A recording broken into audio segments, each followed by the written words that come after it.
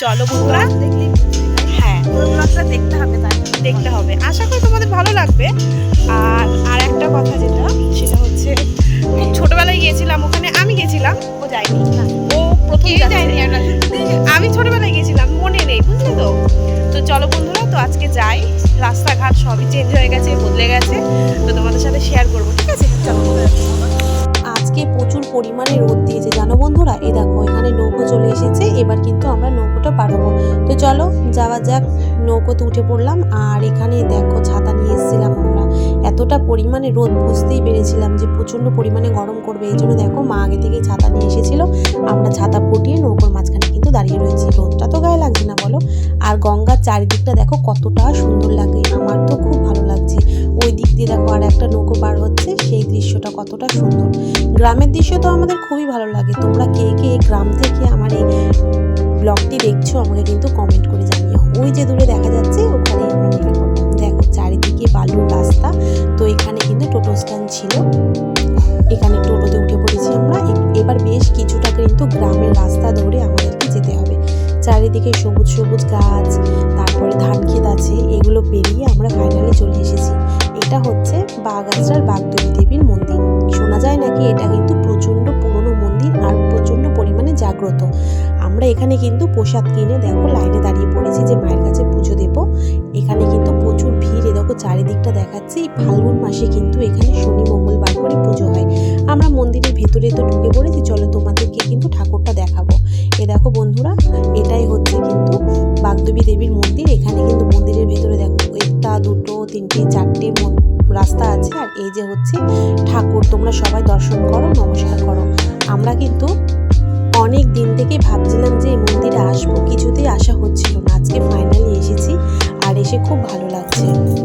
তোমরা কে কে বাগআঁচড়ার এই মন্দিরটি চেনো, যদি জানো আমাকে কিন্তু কমেন্ট বক্সে অবশ্যই জানিও। আমার সোনাবাবু আবার দেখো একটু ঘন্টা বাজিয়ে দিল, তো পুজো হয়ে গেছে।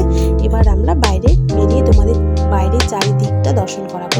এ দেখো বন্ধুরা, আগের দিনে মা ঠাকুমার কাছে শুনেছি নাকি এই বাগআঁচড়াতে কিন্তু বাঘ থাকতো। এখানে দেখো ধূপকাঠিটা ঠাকুরকে দেখানোর পর কিন্তু এখানটাতে সবাই ধূপকাঠিটা গেঁথে রাখছিল, আমিও রেখে দিলাম। এবার তোমাদের কিন্তু চারিদিকের মেলাটা ঘুরিয়ে দেখাবো। এখানে কিন্তু ঢুকতেই দেখছি চারিদিকে কিন্তু ফুচকার স্টল, আর ফুচকা খাবো। আগে কিন্তু চারিদিকে মেলাটা দেখে আসি। এখানে অনেক মেলা বসেছে, আর কিন্তু মন্দিরের আশেপাশে যত খাবারের স্টল বসেছে সবই কিন্তু নিরামিষ। আর রাস্তার ওই পাশে, মানে পাশেই রোড আছে, রাস্তার ওই পাশে কিন্তু ওই আমিষ টুকটাক কিছু এগরোলের দোকান বসেছে।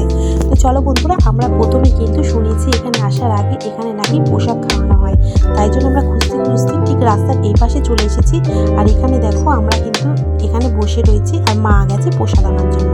তো বাবুকে একটুখানি প্রসাদ দেওয়া হয়েছিল, এখানে কিন্তু বসে প্রসাদ খাওয়ানো হয়।